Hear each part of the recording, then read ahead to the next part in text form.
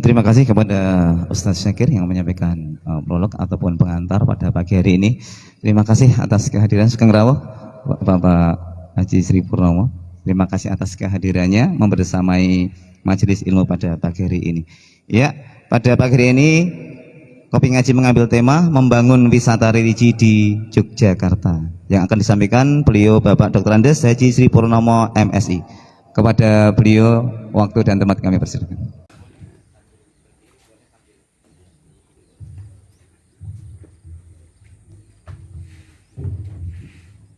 Saya diminta untuk menyampaikan kaitannya dengan desa wisata religi di Yogyakarta, membangun desa wisata. Saya ambil sebuah hadis pendek, Innallaha jamilun yuhibbul jamal, rawahu Muslim an Ibnu Mas'ud radhiyallahu anhu. Allah itu maha indah dan Allah juga mensukai keindahan. Inilah yang bagian dari ketika kita bicara untuk wisata, orang mesti akan mencari sesuatu itu akan menarik bagi kita. Tadi sudah disampaikan Bapak Ketua Panitia, rata-rata kita bicara tadi wisata religi berupa masjid. Disampaikan di Yogyakarta ada masjid besar, yaitu yang ada di Kauman Yogyakarta. Kemudian ada masjid Jogokarian yang itu juga menjadikan kunjungan yang tidak pernah sepi. Kemudian ada masjid-masjid Patok Negoro. Cuma Patok Negoro itu sebetulnya mereka ada wisata religi juga yang minat khusus orang-orang tertentu mereka berkunjung. Cuma ini tidak dikelola dengan cara profesional untuk dikembangkan sesuai dengan zamannya, sehingga yang datang hanya kelompok-kelompok yang mereka memang punya ketujuannya adalah untuk ziarah ke masjid itu.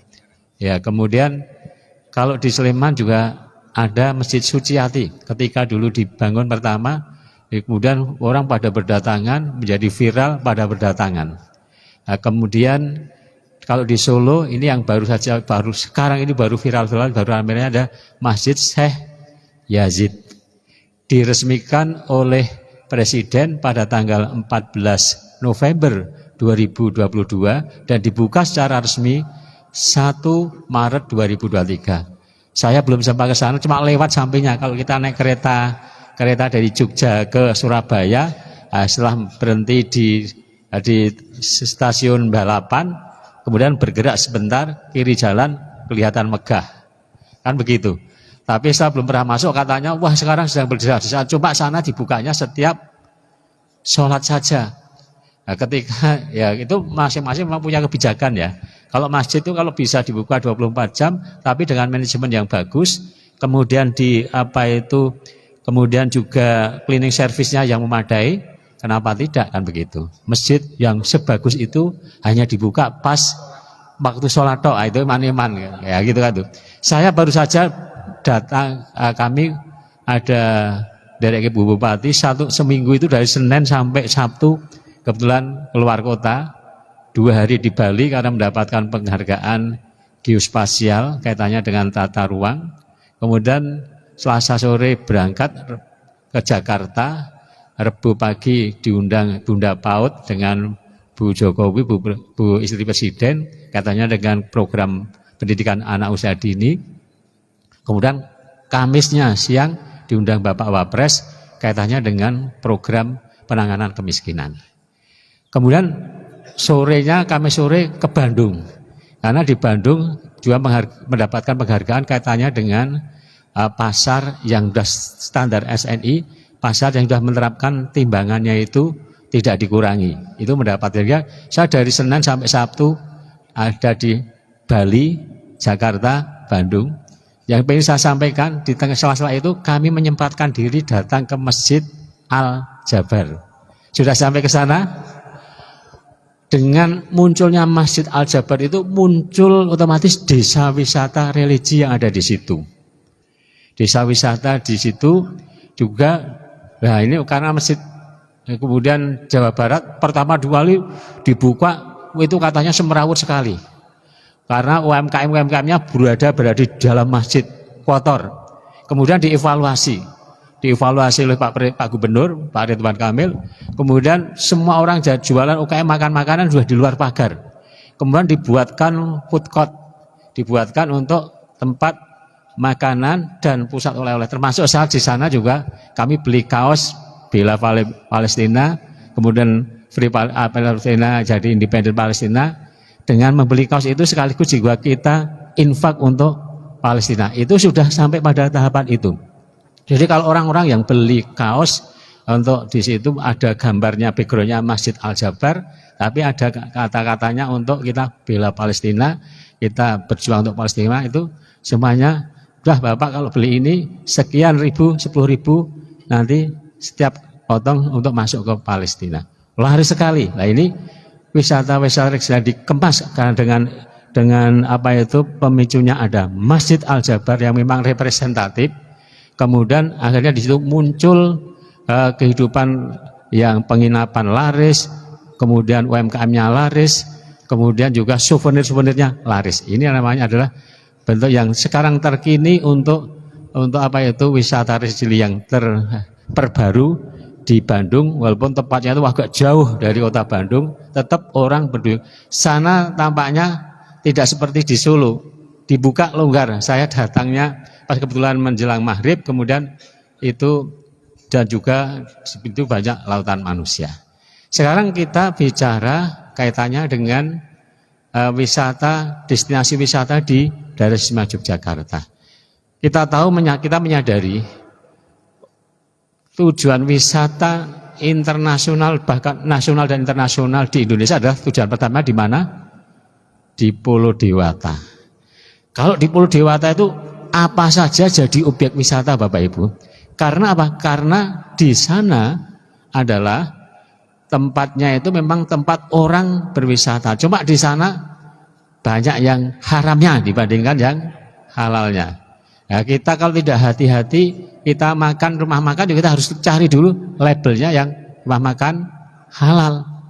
Karena di sana banyak, kalau kita ada broadcast orang Bali, sekarang banyak orang broadcast untuk bikin YouTube itu ya. Itu kita ngobrol sini di belakangnya ada tempelan promosinya sate babi. Itu di broadcastnya untuk dia nasional. Panjang kalau cari siapa orang-orang Bali kan udah bikin untuk jadi, sekarang kan jadi orang kan kepengen jadi YouTuber. Kita ketika buka YouTuber yang sana yang udah kenal ya, subscribernya itu sudah di atas 300.000 segala macam. Berarti di situ tempeli ada sate babi. Karena apa? Karena memang di Bali ya seperti itu, basicnya mereka Hindu, dan basic orang-orang untuk datang sana itu kan melihat keindahan alam, kemudian melihat tradisi apa yang dilakukan oleh orang-orang Bali konsisten dipertahankan. Itu yang terjadi seperti itu. Sekarang sehingga wisatawan asing berdatangan, ketika musim wisatawan sana penuh orang asing.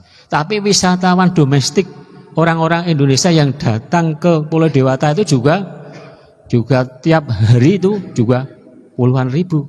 Karena itu memang objek wisata memang yang tujuan utama pertama. Sehingga saya katakan, kalau sudah menjadi tempat objek wisata, apapun jadi duit, jadi objek wisata, jadi menggerakkan ekonomi.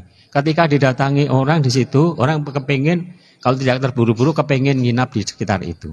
Hotel aku. Ketika sudah itu, nanti mereka mesti butuh makan, butuh minum. Rumah makan juga laku. Kemudian setelah pulang mereka kepingin cendera mata. Kepingin, aku sudah sampai Pulau Dewata, aku sudah sampai di Gianyar, aku sudah sampai di Karangasem. Butuh cari membuktikan kalau saya sudah sampai situ, kita beli souvenir. Itu kan yang terjadi begitu Bapak Ibu. Dunia wisata bisa menggerakkan semua sektor usaha. Dari rumah makan, hotel, sampai pada UMKM. Termasuk juga mensejahterakan pemerintah daerah. Secara umum mensejahterakan pemerintah daerah juga mensejahterakan rakyat. Karena setiap di hotel, setiap makan mesti dia kena cas, kena tax 10%. 10% itu akan masuk siapa? Masuk dalam pendapatan asli daerah kabupaten. Sleman ketika kemarin terjadi COVID tahun 2020, COVID-19 itu kan masuk di Indonesia kan awal Maret atau April 2010. 2020 19 kalau kita 10 ya. 2020 Sleman kehilangan potensi PAD-nya 300 miliar karena tidak ada orang nginep di hotel, tidak ada orang yang jajan di rumah makan, UMKM tidak. Itu kita loss, hilang pendapatan 300 miliar. Yang pengen saya sampaikan Bapak Ibu, jadi ketika itu sudah wilayah kawasan, itu sudah menjadi objek wisata seperti Bali, itu ada di Gian, di salah satu kabupaten yang kita pelosok masuk di gunung-gunung masuk, akhirnya kita kita berada di pantai.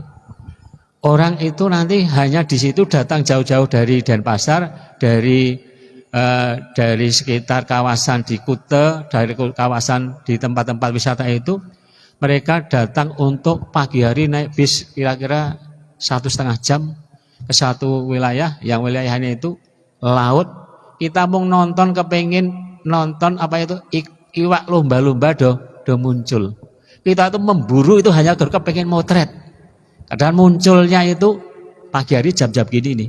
Jadi sebelum terbit matahari kita habis subuh kita berangkat serombongan sana, toh nanti kita naik speed, naik kapal, kita kira-kira ya jaraknya sekitar 500 meter dari bibir pantai, itu pagi itu sudah kira-kira udah puluhan, bahkan ya kira-kira 50 kapal pada mendekat dengan rombongannya masing-masing, mau nonton akan kepengen untuk lihat bermunculan ikan apa? Lumba-lumba pada keluar, pada begitu main.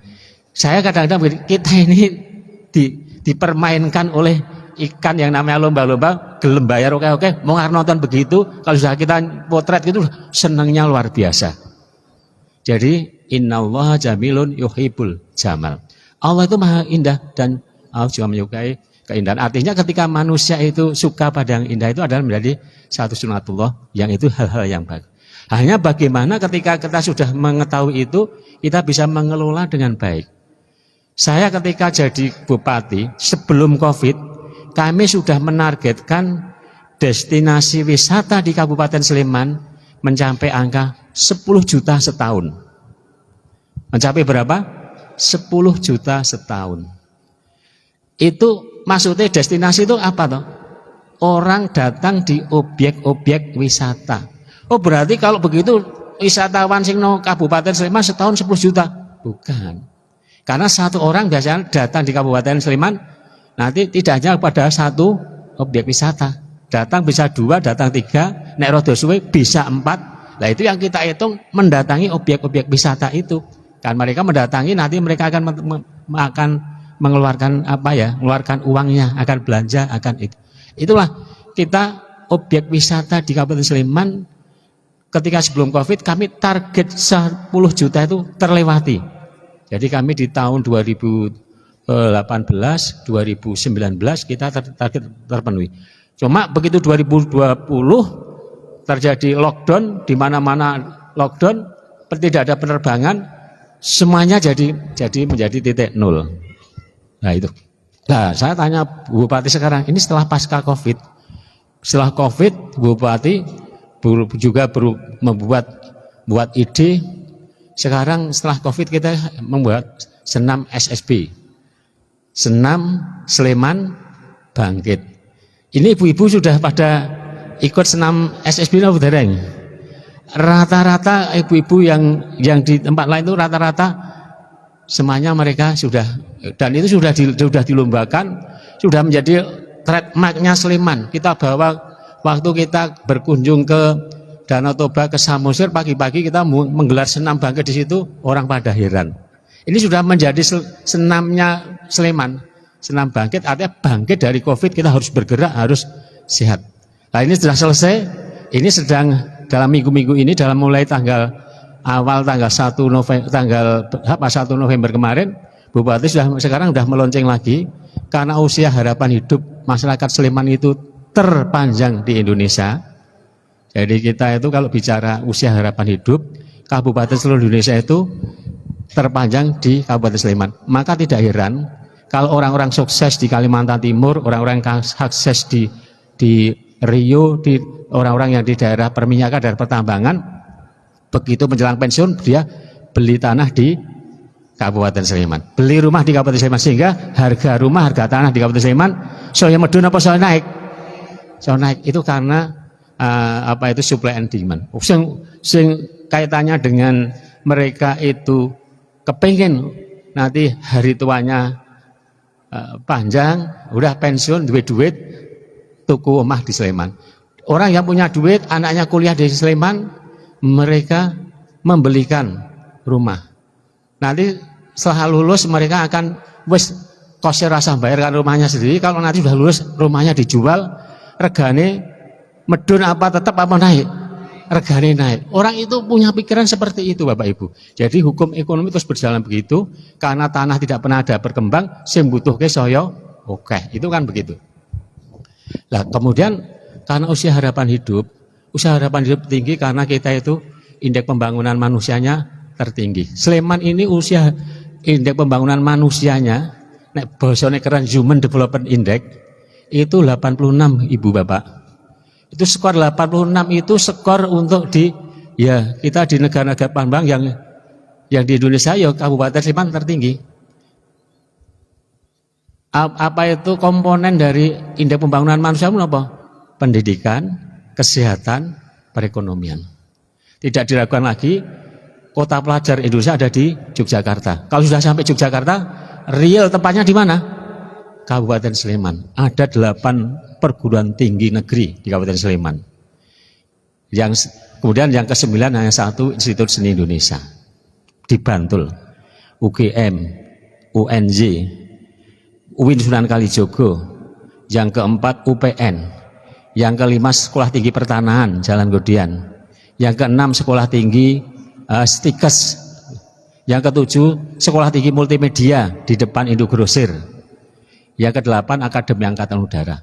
8 perguruan tinggi negeri ada di Kabupaten Sleman, belum universitas-universitas swasta yang besar-besar juga di Sleman. Sing gede sing orang Sleman mung UMY, lainnya ada di Sleman. Kan itu.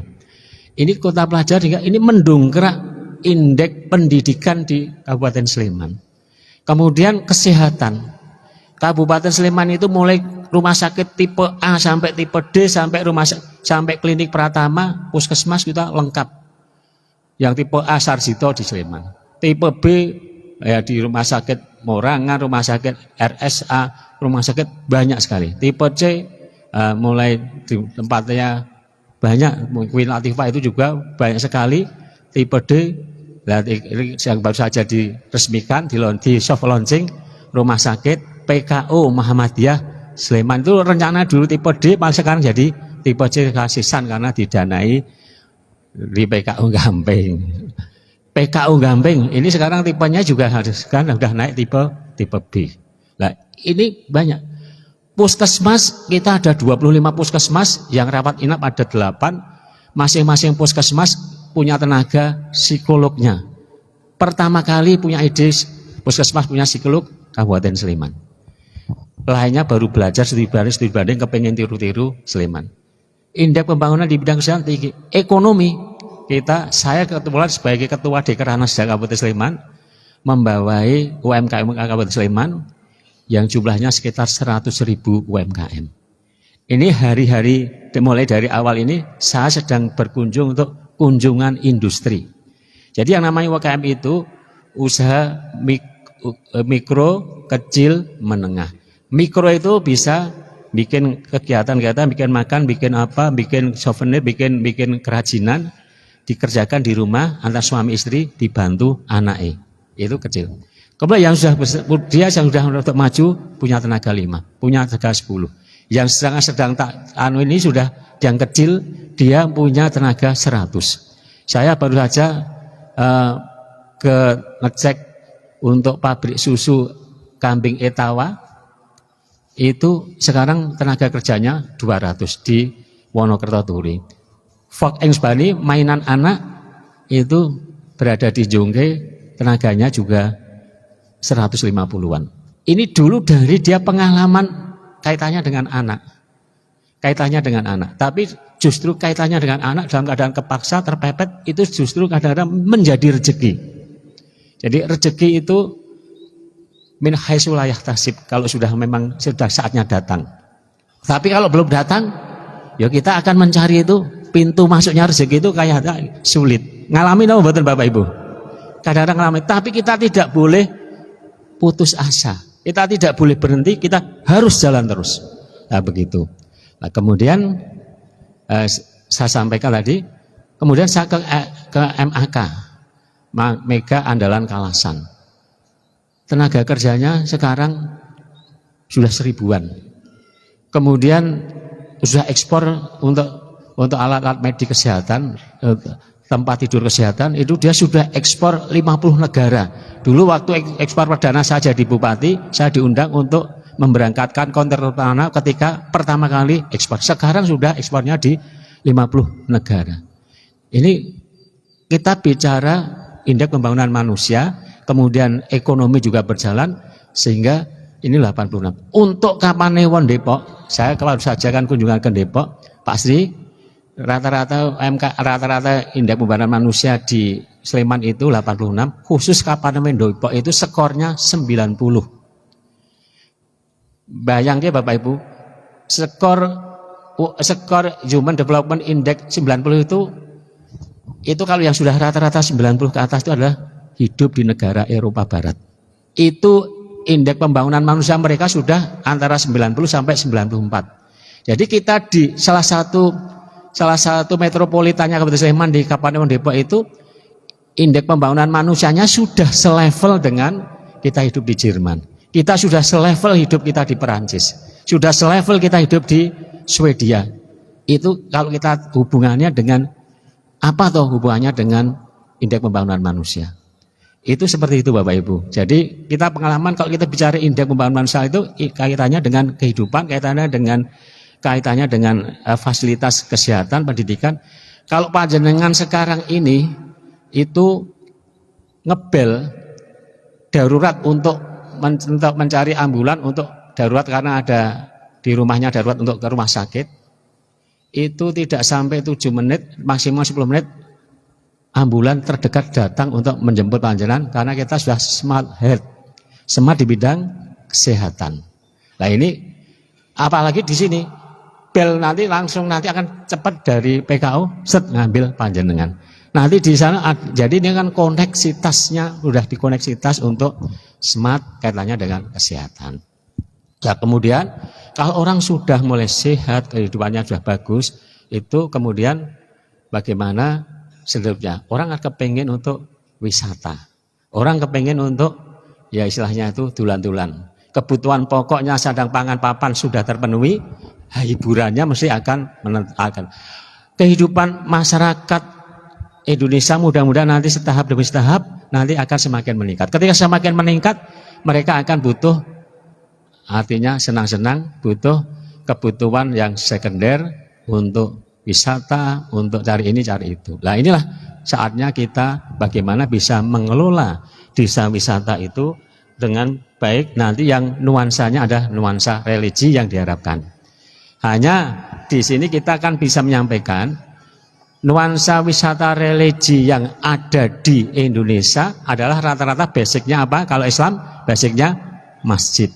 Jadi kalau wisata di Bali itu juga bisa kita mengatakan juga wisata religi juga. Sana wisata religi basicnya Hindu kan begitu. Pura. Jadi sana orang itu tiap hari untuk sembahyang beli pernak-perniknya untuk sembahyang itu ya seperti itu. Malah dia paling banyak mengeluarkan biaya dibandingkan dengan kita. Karena dia terus mengeluarkan untuk beli itu. Itu saya tanyakan, itu bagaimana kita kalau bisa ya setiap hari 3 kali Pak. Tapi minimal sehari sekali. Dan itu mobil saja ketika mobil wisata itu di situ masih ada janurnya, ada kembangnya. Ya, karena mereka sudah begitu. Di kamar-kamar, di toilet ada seperti itu, di Bali kan cuma begitu. Kemudian yang kepingin saya sampaikan adalah bagaimana masjid-masjid yang kita sudah bernuansa religi ini terus kita kembangkan. Saya dengan teman-teman sudah sekian tahun untuk mengembangkan, menghidupkan Masjid Agung. Pertama kali kita buatkan menaranya dulu. Menara kira-kira paling dhuwur sak Kabupaten Sleman. Nah, dengan itu tujuannya apa? Supaya orang nanti pada senang mampir ke Masjid Agung Sleman. Karpetnya kita buat karpet yang langsung kita pesen dari Turki, tapi kita pesen kuduan yang gambare Parijoto Salak. Nah, dibikinkan. Jadi kita pesen itu desainnya dari kita untuk garisnya itu gambarnya batik Parijoto Salak. Kami pesennya langsung dari Turki sana datang. Nah, jadi orang ketika sudah datang ke Masjid Agung nyaman, dan sekarang dengan kemudian imamnya yang maghrib isya subuh kita siapkan imamnya yang tahfidzul Quran. Nah, kemudian ketika puasa kita siapkan puasa itu ya pengajian menjelang buka, kemudian kita juga ada kajian-kajian yang macam-macam sehingga tidak pernah sepi. Lebih-lebih puasa dari hari pertama ada 3 pilihan untuk tarawehnya. Taraweh 11 ya, habis sholat isya, sebelumnya ada kultum. Kemudian yang bagi yang terbiasa 23 nanti ganti imam neruske nanti 20. Tapi kalau yang kebetulan imamnya tadi yang orang NU, nanti setelah 8 beliau minggir diganti witirnya 3 dari imamnya dari Muhammadiyah. Ya itu jamaahnya bisa 1000 Bapak Ibu ketika kita sholat tarawih. Tapi ya walaupun sedikit, kira-kira yang sholat 23 itu kira-kira 10 orang tetap kita layani. Tapi kita juga menyiapkan qiyamul lail dimulai jam 2:10 menit. 1 juz mulai dari hari pertama sampai hari terakhir. Itu pesertanya juga minat karena tidak semuanya hafal Quran, kita siapkan Quran tahajud yang mereka belum hafal. Jadi 11 rakaat malam hari 1/4 jam itu 1 juz, nanti diakhiri sahur bersama di situ. Kemudian kita siapkan untuk malam 21 malam iktikaf, yang iktikaf ratusan suami istri, ada yang bawa anak kecil, tidak apa-apa, kita semuanya kita fasilitasi. Kemudian nanti mereka juga sahur bersama, khusus malam 21, malam 23, malam ganjil menunya adalah kita belikan kambing. Itu dalam rangka untuk biar masjid itu menjadi ramai. Ya untuk ramainya itu kan kita harus ada daya tarik Bapak Ibu. Ada kajian-kajian. Nah sekarang firman Allah Subhanahu wa taala di dalam surat At-Taubah ayat 18, a'udzubillahi minasyaitonirrajim, innama ya'muru masajidallahi man amana billahi wal yaumil akhir wa aqamas shalah wa ata zakah wa lam yakhsha illallah fa asa ulaika ayakunu minal muhtadin. Sesungguhnya orang-orang yang mau memakmurkan masjid Allah adalah orang yang beriman kepada Allah Subhanahu wa taala dan bertakwa kepada Allah Subhanahu. Innama ya'muru masajidallahi man amana billahi wal yaumil akhir. Beriman pada Allah Subhanahu wa taala dan percaya akan adanya hari akhir. Hidup di dunia itu sementara, tapi hidup yang tidak pernah akhirnya tadi setelah kita dipanggil Allah Subhanahu wa taala, sudah dalam keadaan meninggal, kita di alam barzah, kemudian alam akhirat, alam yang tidak pernah berakhir, alam yang terus-menerus itu kan. Orang yang mau memakmurkan masjid-masjid Allah itu adalah orang yang mereka beriman kepada Allah Subhanahu wa taala dan percaya pada hari akhir, wa aqamas shalah wa ata zakah. Nek wis iman pada Allah dan percaya hari akhir, terus apa hubungannya dengan memakmurkan masjid? Wa aqamas shalah. Kita menegakkan ibadah salat. Wa ata zakah. Kita menunaikan zakat. Walam yakhsha illallah, dan orang itu tidak takut kepada siapapun kecuali takutnya kepada Allah. Fa'asa ulaika ayakunu minal muhtadin. Mudah-mudahan orang yang seperti itu tadi, orang yang hidupnya mendapatkan hidayah dari Allah Subhanahu wa ta'ala. Saya menyimak tafsirnya Bapak Ustadz Bapak Dr.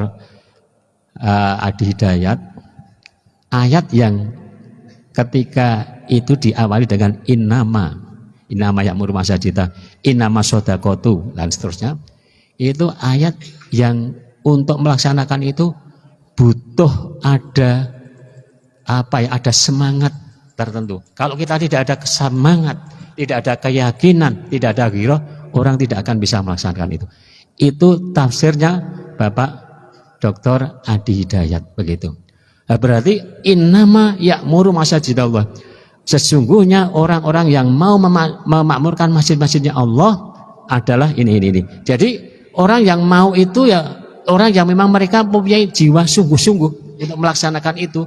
Nah, kita biasa-biasa kita tidak siap untuk bisa memakmurkan masjid-masjid Allah, untuk kita bisa setiap dikumandangkan azan break kita langsung menanggapi azan itu, tidak hanya sekedar didengarkan, tapi didengarkan juga kita terus melangkah untuk kita melaksanakan. Kita kan masih kebanyakan, baru azan break dulu, azannya rampung mulai lagi. Itu pas nomor mboten niku. Ayo break itu untuk kita menuju, jangan break sebentar ngrungokke azan, bar itu lanjut lagi. Kalau kita sedang tanggung, justru kita setengah azan terus dipercepat, nanti terus rampung kayak kita itu terus sholat. Karena afdhalul a'mali as-sholatu fi awali waktiha. Seutama-utamanya amal perbuatan, manakala kita dikumandangkan azan, kita menjawab azan itu, kemudian kita datang, berarti sholat pada awal waktunya. Sholat yang awal pada waktunya itu tentu saja sholat berjamaah, kan gitu Bapak Ibu. Nah, kembali kepada untuk kita bisa menarik suatu masjid itu menjadi nanti destinasi wisata. Ketika masjidnya itu sudah biasa-biasa saja, tidak dari awal, akan memang disetting seperti Masjid Al-Jabar itu memang disetting untuk nanti mereka nek nang Bandung hurung sempurna ketika mereka belum ke Masjid Al-Jabar bagi orang muslim tentu saja. Di Istiqlal sekarang direvitalisasi bagus, hampir modal revitalisasi itu hampir 1 triliun. Setelah direvitalisasi Pak sudah sampai sana atau belum? Di Masjid Istiqlal. Sekali-sekali panjang kalau ke Jakarta mampir. Sekarang itu kan kita naik Grab, naik Gojek kan gampang sekali Bapak. Aplikasi 25.000. Saya sempatkan kalau ke Jakarta ya saya sholatnya di Istiqlal. Nanti kalau udah di Istiqlal saya sholatnya di Masjid Sunda Kelapa. Itu masjidnya di depan rumahnya Pak Wapres. Ini sana memang program-programnya bagus. Supaya menarik, supaya mereka menjadi rujukan orang berdatangan.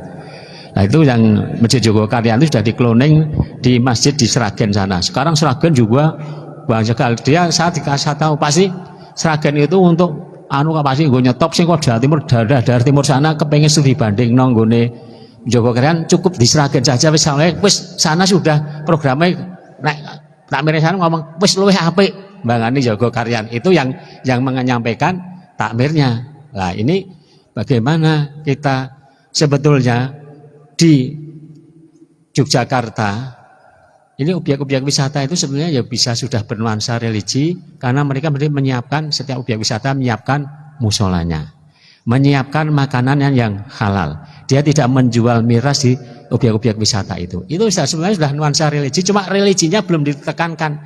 Harusnya itu masjidnya harus diperbaiki. Kita kalau naik mobil lewat tol di Pantura kita mungkin dari Solo ke Jakarta atau Solo ke Surabaya, setiap rest area, insya Allah itu sudah bernuansa religi. Selalu di situ sudah ditampangkan ada masjid, dan masjidnya sekarang di rest area semuanya bagus-bagus, bersih-bersih semuanya. Di situ mesti tidak ada toilet yang nempel di masjid. Soalnya kalau tempel di masjid itu orangnya yang umum banyak datang itu nanti kesannya mesti apa? Berbau parfum. Toiletnya dijadikan satu sana toilet untuk toilet umum. Kemudian tempat wudhu nempel di area masjid. Bersih, tidak ada bau apa-apa. Begitu kita datang, kita di situ siap. Kemudian ketika nanti waktunya sholat disiapkan imamnya juga yang fase-fase. Makanan-makanan yang di rest area semuanya makanan yang halal, tidak ada orang jual. Ini ada sudah rest area yang bernuansa religius. Alhamdulillah saya dapat bocoran PP Muhammadiyah Prof. Haidar Nasir kepingin untuk membuat masjid yang paling representatif yang dipilih Jalan Wates. Sudah baru miling-miling mencari tanah sing kira-kira disambati pasti kalau ada tanah yang sekitar minimal 1 hektar. Ini permintaan akan dibangun Masjid Muhammadiyah yang gambarnya paling megah yang dipilih selama ini di Muhammadiyah. Saya di UMM masjidnya sudah luar biasa megah, tapi mungkin ini akan lebih bagus dari itu. Ini saya sudah dibocori Pak Agus Taufikur Rahman ketika soft opening untuk rumah sakit PKU Muhammadiyah pasti. Ini kepengen PP akan mendirikan masjid. Kira-kira yang kira-kira paling bagus tempatnya kepinginnya jalan wates Pak Di. Naik dari arah kota kiri jalan apa kanan jalan, saya kan gitu kan. Sekarang nanti saya akan umumkan, nanti dicari kanan jalan purun, kiri jalan purun. Ini kalau nanti ini tercapai ketemu tanahnya, insya Allah saya golek ke dana, eneng pasti. Siapa? Pak Adi Hidayat siap golek ke dana nih. Nah, beliaunya udah internasional Pak itu. Nanti golek ke pendana ini penting kudu golek tanah sih minimal 1 hektar. Tapi ya golek tanah 1 hektar ya orang gampang, duitnya ya orang sithik. Di Jalan Gamping sekarang harganya berapa? 5 juta boleh? Lah, andai kata 5 juta nggih.